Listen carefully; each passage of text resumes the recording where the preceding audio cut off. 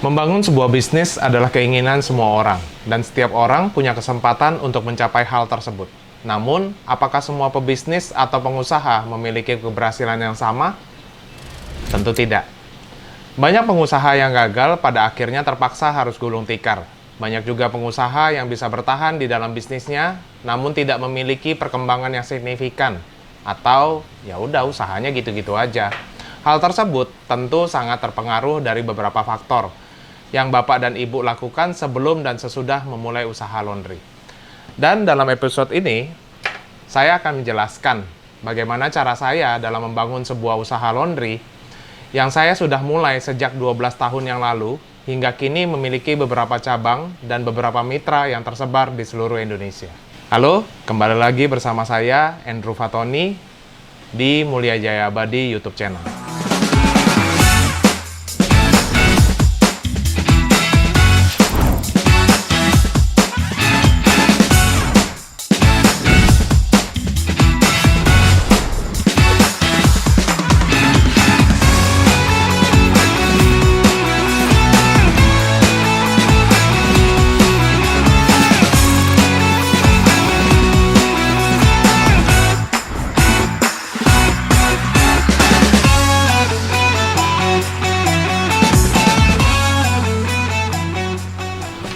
Poin pertama, pemilihan lokasi yang sesuai dengan target pasar. Dalam pemilihan lokasi, saya perlu untuk menggarisbawahi. Memilih lokasi untuk sebuah usaha bukan hanya sekedar mencari tempat kosong, tapi bagaimana Bapak dan Ibu menempatkan bisnis di titik yang strategis, yang mempertemukan antara layanan usaha Bapak dan Ibu dengan kebutuhan target pasar. Jadi, kenapa sebuah usaha bisa berjalan? Kenapa sebuah usaha bisa sukses? Nah, salah satu jawabannya itu adalah karena pemilihan lokasi yang tepat, sehingga layanan kita, itu biasa saya bilangnya supply, bisa bertemu dengan target pasar, yang biasa kita sebutnya demand. Lokasi yang tepat adalah fondasi utama untuk memastikan laundry Bapak dan Ibu menjadi selalu ramai. Terus, apa spesifikasinya menentukan sebuah lokasi bisa dikategorikan cocok atau tidak untuk bisnis laundry, terutama self service? Nah, pertama, coba Bapak dan Ibu pahami dulu siapa target pasarnya. Untuk menentukan sebuah lokasi, hal yang pertama yang perlu Bapak dan Ibu pahami adalah siapa sih target pasarnya Bapak dan Ibu yang harus kuasain. Untuk target pasar, ini biasanya saya bagi jadi 3. Jadi yang pertama itu biasanya middle up, middle, sama middle low. Kalau kelasnya middle up, biasanya kebutuhan untuk hal cuci pakaian itu bukan masalah lagi buat mereka. Karena kan biasanya mereka tuh kan udah punya mbaknya, udah punya mesin cucinya. Jadi mereka lebih berpikiran time is money.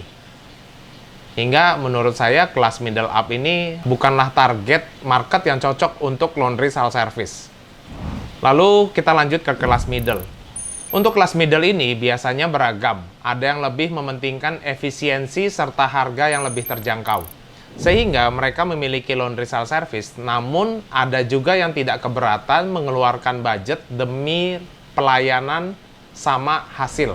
Jadi kelas middle ini menurut saya kalau untuk kelasnya self service sudah mulai bisa masuk 50-50 lah. Kita lanjut ke kelasnya middle low. Prioritasnya mereka itu biasanya tuh murah, banyak. Mereka bersedia meluangkan waktu buat nunggu demi harga yang lebih murah dan bisa menyelesaikan cucian mereka yang banyak dalam satu waktu sekaligus. Sehingga kelas ini sangat cocok buat kita jadikan sasaran utama laundry self service-nya kita. Oke, itu clue pertama yang bisa saya kasih ke Bapak sama Ibu dalam menentukan lokasi. Karakteristik untuk lokasi yang bagus biasanya itu saya cari yang lumayan padat penduduk. Namanya juga padat, biasanya volumenya lebih besar. Jadi area demand menjanjikan buat usaha laundry self service-nya Bapak dan Ibu. Biasanya area ini berada di area-area perkampungan atau area yang kos-kosannya atau di dalam gang-gang sempit pun Itu udah bisa jadi kategori kita juga sekarang. Lalu yang kedua, biasanya dekat dengan pasar tradisional. Area yang dekat dengan pasar tradisional biasanya juga memiliki demand yang lumayan besar. Karena area tersebut merupakan area yang hidup. Banyak aktivitas warganya di situ. Jadi orang kan sering banget mondar-mandir pergi ke pasar gitu. Nah itu bisa jadi salah satu clue-nya buat Bapak dan Ibu memilih lokasi. Dari beberapa hal di atas yang sudah saya jelaskan, harusnya Bapak dan Ibu udah punya sedikit gambaran lah ya buat cari tempat yang cocok. Kalau misalnya Bapak sama Ibu buat pilih, oh saya mau buka self service nih. Nah itu beberapa kategorinya udah lumayan masuk. Lalu poin kedua, pertimbangan untuk memilih mesin yang sesuai dengan kebutuhan. Nah, kalau buat pemilihan mesin, saya biasanya garis bawahin sesuai kebutuhan. Karena pemilihan mesin itu tergantung dari target pasarnya Bapak dan Ibu. Tergantung juga dari seberapa besar demand yang akan ada di dalam lokasi tersebut. Nah, buat sekarang saya nggak merekomendasikan salah satu brand ataupun salah satu merek mesin. Jadi saya cuma kasih note, kalau buat milih mesin, itu Bapak dan Ibu harus langsung menyesuaikan dengan supply dan demand-nya. Jadi nanti saya kasih tahu, Bu, Pak, pakai mesin besar aja. Taunya pasarnya cuma 3 kilo, 5 kilo, jadi itu nggak masuk gitu. Misalnya, Bapak sama Ibu pilihnya tadi di lokasi padat penduduk, harusnya pakai mesin besar, tapi nanti hari ini saya langsung rekomendasikan pakai mesin kecil, nanti malah nggak masuk. Jadi sebelum menentukan untuk pemilihan mesin, ada baiknya Bapak dan Ibu konsultasikan dulu ke saya, apa nih mesin yang harus saya pakai. Jadi setelah melihat lokasi, saya bisa memberi masukan apa mesin yang bagus gitu buat Bapak dan Ibu pakai. Jadi pertimbangan mesinnya, ada beberapa lokasi yang mayoritas pelanggannya itu lebih suka menggunakan mesin yang memiliki waktu pencucian dan pengeringan lebih lama. Karena mereka kadang tuh suka mikirnya, wah nyuci lebih lama, hasil lebih maksimal. Nah, ada juga yang mereka nggak mau kayak begitu, pengennya mesinnya lebih cepat karena hasilnya pasti sama aja. Lalu, untuk jumlah mesin, itu perlu diperhatikan juga. Saya biasanya untuk melihat seberapa banyak mesin yang digunakan adalah itu saya ngelihat seberapa besar demand yang ada di lokasi. Jadi misalnya, meskipun Bapak sama Ibu punya budget cukup buat beli mesin itu 10 set, tapi kalau di saat diskusi nanti, menurut kacamata saya, Bu, 5 mesin aja udah cukup. Nah itu nanti saya akan langsung bilang gitu. Nah, akan saya kasih alasannya kenapa 5 mesin. Saya punya budget 10 kok. Nah, itu biasanya pertimbangan saya dari income yang Bapak beli 10 mesin dan income yang Bapak beli dengan 5 mesin, itu nanti income hariannya tuh sama-sama aja. Jadi, ngapain kita harus paksa 10 mesin? Lebih baik alokasi dana yang 5 mesin itu, kita cari tempat satu lagi. Nah, itu kita buka lagi lokasi yang baru. Itu menurut saya lebih oke gitu. Kemudian, pertimbangan juga sistem yang cocok untuk laundry self service-nya Bapak dan Ibu. Apakah cocok buat laundry koin, buat laundry card, atau laundry kris, atau laundry aplikasi. Itu juga dari segmen pasar, itu punya karakteristiknya masing-masing. Lalu, poin 3 itu di konsisten. Dalam bisnis laundry koin, selain harganya murah, terus pelanggannya juga cari kecepatan, kebersihan, dan kebebasan, konsisten pun itu sangat diperlukan selain dari 2 poin yang tadi saya udah jelasin ke Bapak sama Ibu. Jadi, ketika Bapak dan Ibu memilih mesin yang sesuai dengan lokasi yang strategis, maka hasilnya adalah konsisten. Kok gitu sih? Kenapa? Jadi gini, ketika Bapak dan Ibu pilih lokasi secara strategis, maka akan lebih mudah untuk menjaring customer-customer ke dalam bisnis Bapak dan Ibu. Lalu, ketika target pasar yang kita inginkan sudah terjangkau dan merasa puas dengan mesin yang mereka pakai, maka akan ada yang namanya berkelanjutan. Inilah yang nantinya Bapak dan Ibu manfaatkan untuk menciptakan konsistensi di dalam laundry Bapak dan Ibu. 90% customer laundry-nya Bapak dan Ibu itu, apalagi laundry kita self service, itu akan mendominasi ibu-ibu rumah tangga. Karakteristiknya ibu-ibu rumah tangga itu biasanya mereka suka yang namanya ngobrol, sama kadang-kadang suka juga ngerumpi. Jadi, kenapa sih konsisten itu penting? Satu, buat membangun kepercayaan pelanggan. Saat pelanggan tahu mereka itu mendapatkan hasil yang sama setiap kali mencuci, setiap kali mereka ngeringin, merasa aman, nyaman. Nah, kepercayaan itu aset terbesar buat yang Bapak dan Ibu harus bangun. Terus kedua, menciptakan reputasi positif. Konsisten yang baik akan menyebar dari mulut ke mulut. Pelanggan yang puas akan menjadi sales gratis untuk laundry Bapak dan Ibu. Terus yang ketiga, meminimalisir keluhan. Inilah pentingnya buat SOP.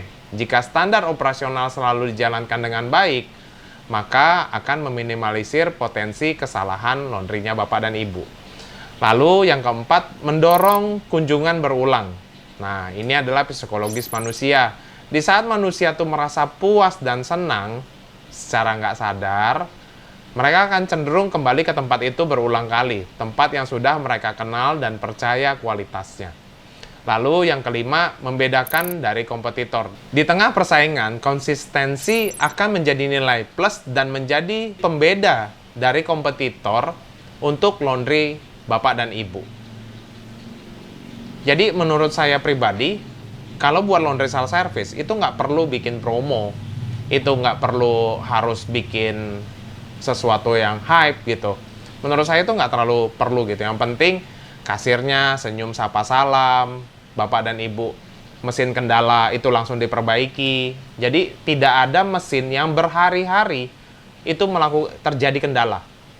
Menurut saya itu udah poin yang oke lah. Jadi customer datang mesin kendala, besok datang lagi, oh itu udah betul.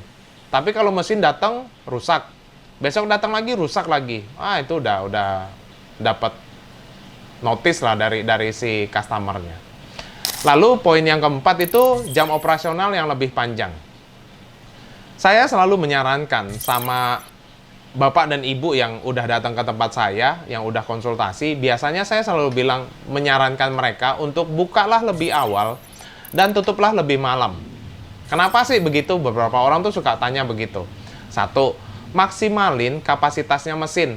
Mesin cuci dan mesin pengering yang Bapak dan Ibu miliki itu adalah aset. Jadi semakin lama mesin itu beroperasi, maka semakin besar omset yang Bapak dan Ibu dapatkan. Karena laundry coin itu ibaratnya mesin uang. Setiap per 30 menit sekali mereka akan menghasilkan uang 10.000. Jadi saran saya sebaiknya terapkan jam buka itu lebih awal dan jam tutup itu lebih akhir. Nah, kalau saya pribadi, saya biasanya selalu buka laundry itu jam 6 pagi dan tutupnya jam 12 malam. Habis itu, jam operasional itu juga menjangkau berbagai segmen pelanggan. Kalau misalnya pekerja atau karyawan yang sip-sipan, mereka biasanya kan punya waktu luangnya di malam hari. Dia baru pulang kerja, ngasok-ngasok dulu sebentar. Nah, itu baru mulai proses cuci-mencuci. Baru datang ke laundry Bapak dan Ibu. Nah, kalau ibu-ibu rumah tangga, biasanya mereka nyuci di pagi hari sebelum mengerjakan pekerjaan. Lalu, udah kelar cuci-menyuci, barulah mereka mengerjakan pekerjaan rumahnya. Kalau misalnya anak-anak muda itu mereka senengnya nyuci itu di malam hari. Kan sekarang kan udah ada tren. Aduh, gabut nih. Harus ngapain nih? Nah, biasanya beberapa customer itu mereka akan nyucinya di malam hari. Habis itu, poin ketiga itu lebih fleksibel. Dengan jam operasional laundry dan Bapak Ibu yang lebih panjang, pelanggan tuh jadi nggak buru-buru. Wow, ini harus datang jam sekian nih, nanti malah tutup lagi jam sekian. Enggak, jadi mereka akan mencari waktu luangnya. Kapan sih jam kosongnya mereka? Nah, baru mereka akan mencuci.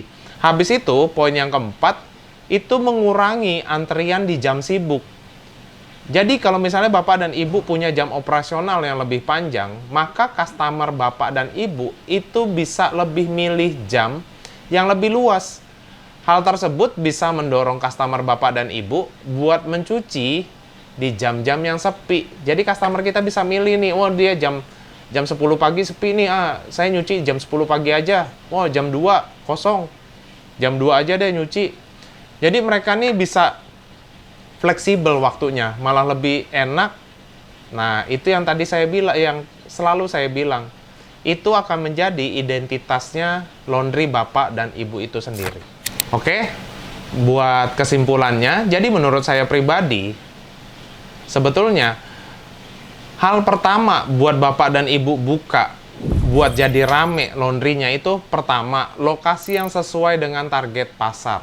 Terus kedua, pertimbangkan dalam pemilihan mesin. Yang ketiga, konsistensinya. Yang keempat, jam operasional yang lebih panjang.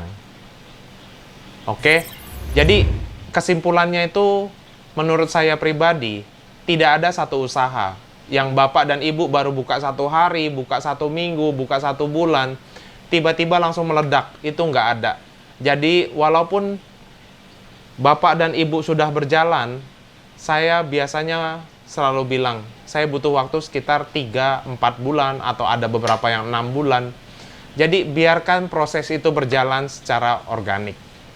Oke, sekian dari saya.